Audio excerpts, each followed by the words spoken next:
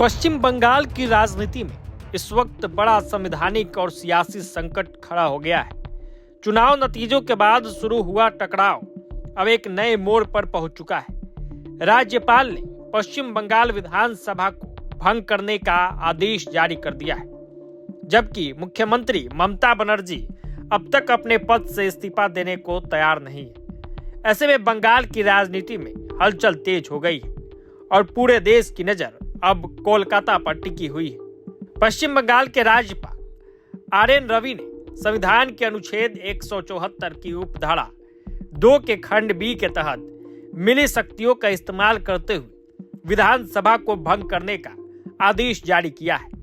राजभवन की ओर से जारी अधिसूचना में कहा गया है कि 7 मई 2026 से पश्चिम बंगाल विधानसभा भंग मानी जाएगी। इस फैसले के बाद राज्य की राजनीति में हलचल और भी तेज हो गई है। दरअसल विधानसभा चुनाव के नतीजे आने के बाद से राज्य में सियासी तनाव लगातार बढ़ रहा था। चुनाव में तृणमूल कांग्रेस को हार का सामना करना पड़ा, लेकिन इसके बावजूद सीएम ममता बनर्जी ने अपने पद से इस्तीफा देने से इनकार कर दिया था। मंगलवार को आयोजित प्रेस कॉन्फ्रेंस में ममता बनर्जी ने साफ शब्दों में कहा था कि उनके इस्तीफे का सवाल ही नहीं उठता।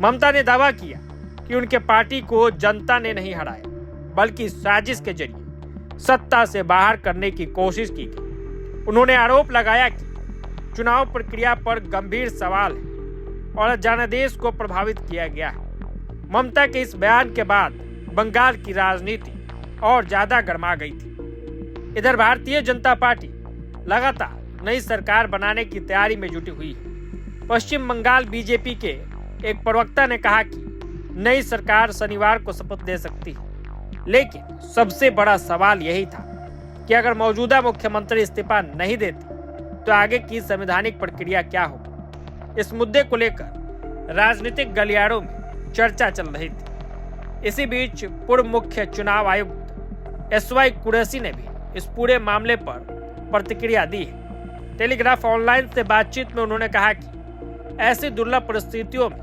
संविधान राज्यपाल को मुख्यमंत्री से इस्तीफे मांगने का अधिकार देता है। उन्होंने कहा कि अगर मुख्यमंत्री इस्तीफा देने से इनकार करते हैं तो स्थिति संवैधानिक संकट की ओर बढ़ सकती है। कुरैशी के मुताबिक ऐसे परिस्थिति में राज्यपाल संविधान के अनुच्छेद 356 का इस्तेमाल कर सकते हैं, यानी राज्य में संवैधानिक व्यवस्था के टूटने का हवाला देते हुए राष्ट्रपति शासन लागू करने की सिफारिश की जा सकती है। उन्होंने कहा कि अगर हालात सामान्य नहीं होते तो कुछ समय के लिए राष्ट्रपति शासन लगाना सबसे संभावित विकल्प होता है। अब ऐसे में देखना दिलचस्प होगा कि बंगाल की राजनीति में आगे क्या क्या होता है। तो जुड़े रहिए तमाम अपडेट्स के लिए प्रभात खबर के साथ। प्रभातखबर.com, विश्वास वही, रफ्तार नहीं।